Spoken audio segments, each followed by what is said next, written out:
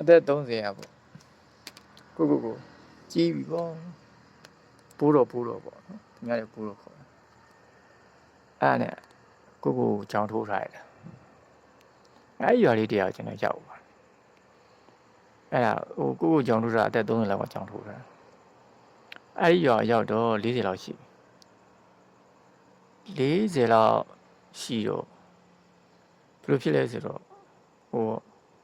ကလေးလေးပါကိုစီထဲမှာတော့၄တန်းလူဘယ်လောက်လဲမသိတိလေးအဲ့လိုမျိုးလေးကသူမဆိုရင်နည်းဖြစ်တာပေါ့နော်ကြောင်တယ်ပေါ့ကွာကြောင်တယ်အဲ့ဒါတွေမကောက်ဘူးအဲ့ဒါကိုတငယ်ချင်းကြီးရဲ့အဲ့မှာကိုရွာတော့ရောင်းနေနေတော့ကြာတော့တငယ်ချင်းတွေဖြစ်ပေါ့ကိုတငယ်ချင်းသမီးရတယ်ရောက်ခါစားတော့ကဘယ်လိုလဲဆိုတော့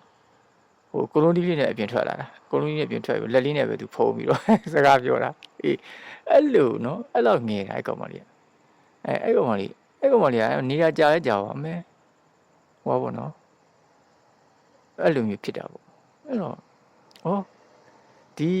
ကိုအရွယ်နဲ့ပေါ့နော်ကိုအရွယ်ဆိုတာ40ကျော်ပေါ့ကိုအရွယ်နဲ့အဲ့လောက်ငယ်လေးတွေနဲ့ရတယ်ဟိုကိုဒီဘက်ကတော့ဒါအနည်းဖြစ်တာပါလေကိုဒီဘက်ကရှိပါကလေးကြီးကြတော့ဒီစိတ်တွေမရှိဘူးကိုကအဲ့လိုထင်တာကလေးတွေကလည်းကိုအဲ့လိုပေါ့ကိုချောင်းထိုးတာသူထိုးမယ်ထင်တယ်မထိုးဘူးအဲ့အတီးပြောတာအဲ့လိုမျိုးပေါ့အဲ့ရွာဆိုရင်တော်တော်လေးကိုဘယ်လိုပြောမလဲ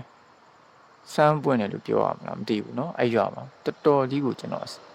စမ်းပွင့်ဆိုတော့အဲ့ရွာရဲ့မိန်းကလေးတွေဒလေးဆက်ကြအောင်သူတို့ကြိုက်လို့ရှိရင်အဲ့ရွာလူကိုလည်းသူတို့ကြိုက်ရင်သူတို့ကတော့ပြောတာအဲ့လိုမျိုး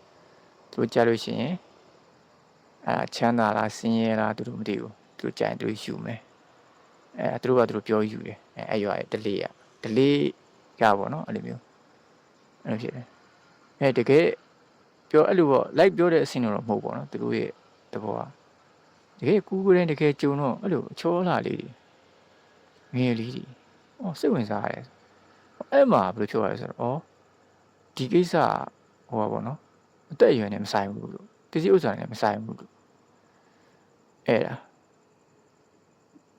ချင်းဘုန်းကြီးတစ်ပါးနဲ့ကိုယ်နဲ့တွေ့နေတယ်ဘုန်းကြီးကသူကအမှတော်ထက်တယ်တဲ့ဆိုပြီးတော့အမှတပါးတဲ့သူနေပြတာဖြစ်တော့မိန်းမတွေမကောင်းကြောင်ပြောမိန်းမတွေမကောင်းကြောင်ကိုယ်ကလည်းမိန်းမတွေမကောင်းကြောင်ပြောလို့ရှိရင်တိတ်မကြိုက်ဘူးသူကမိန်းမတွေပတ်စံမဲ့တယ်ပေါ့နော်သူအဲ့လိုပြောတာမိန်းမတွေပတ်စံမဲ့တယ်ပြောတော့ကိုယ်ကလည်းမကြိုက်အရှင်ဖျားလို့မိန်းမအစ်စ်နဲ့မတွေ့ဘူးလို့ပါလို့မိန်းမအစ်စ်ကပတ်စံနေမကြိုက်ဘူးလို့အဲ့လိုကိုကပြောပြတာနော်